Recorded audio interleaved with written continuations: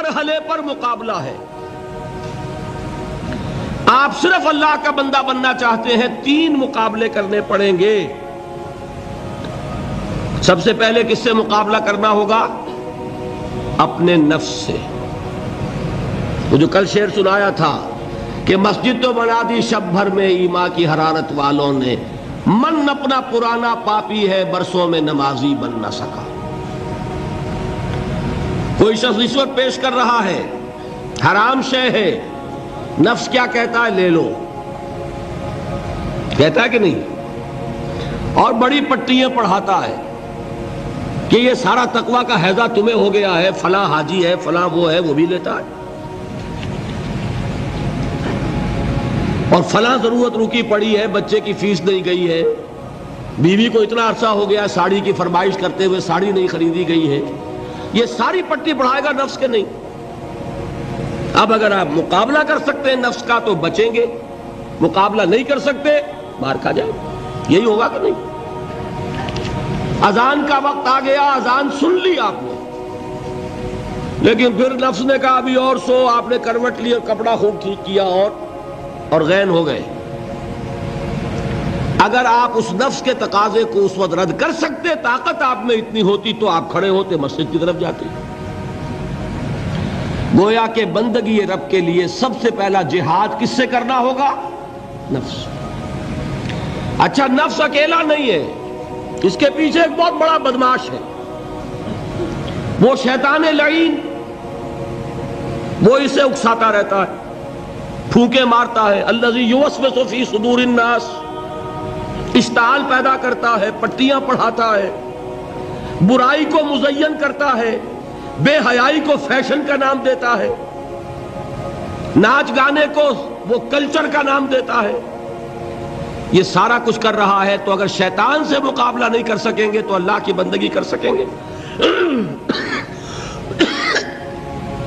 تیسری چیز، معاشرہ بگڑا ہوا ہے، بگڑے ہوئے معاشرے کا ایک دباؤ ہے آپ پر.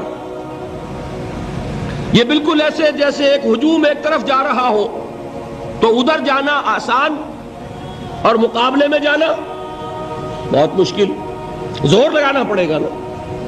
تو معاشرے کا رخ کچھ اور ہے، آپ کا رخ کچھ اور ہے. معاشرہ نہ خدا کو جانے نہ رسول کو جانے. آپ چاہتے ہیں اللہ اور اس کے رسول کے حکم پہ چلنا، کشمکش کرنی پڑے گی کہ نہیں؟ بہت پیارے ہیں وہ مصرے، زمانہ بات و نہ سازت تو با زمانہ ستیز. زمانہ تمہارے ساتھ اگر موافقت نہیں کر رہا، زمانے سے جنگ کرو. اور بے غیرت اور بے حمیت اور بودے اور بزدل اور کچے لوگوں کا اصول کیا ہے؟ زمانہ بات و نہ سازت تو با زمانہ بے ساز. زمانہ تمہارے ساتھ موافقت نہیں کرتا، بھائی تم زمانے کے رنگ میں رنگے جاؤ.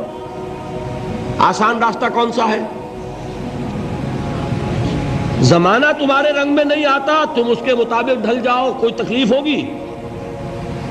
اور زمانہ تمہارے ساتھ اگر موافقت نہیں کر رہا، تم زمانے سے لڑو، تکلیف آئے گی کہ نہیں؟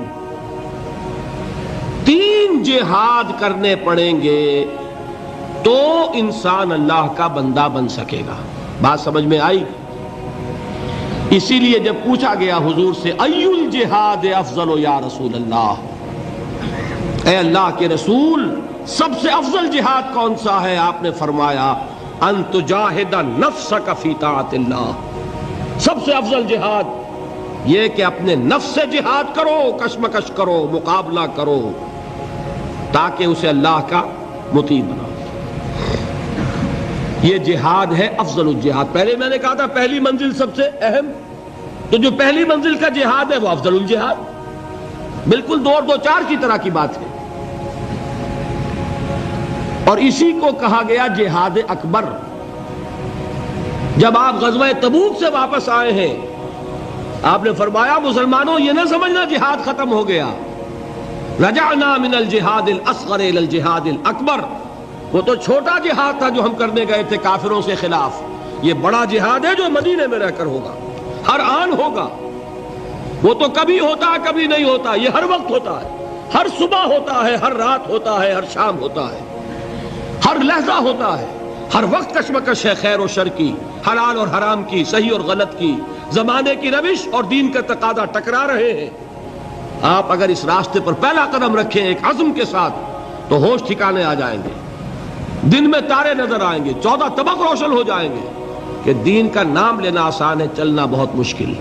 چمی گویم مسلمانم بے لرزم کہ دانم مشکلات لا الہ۔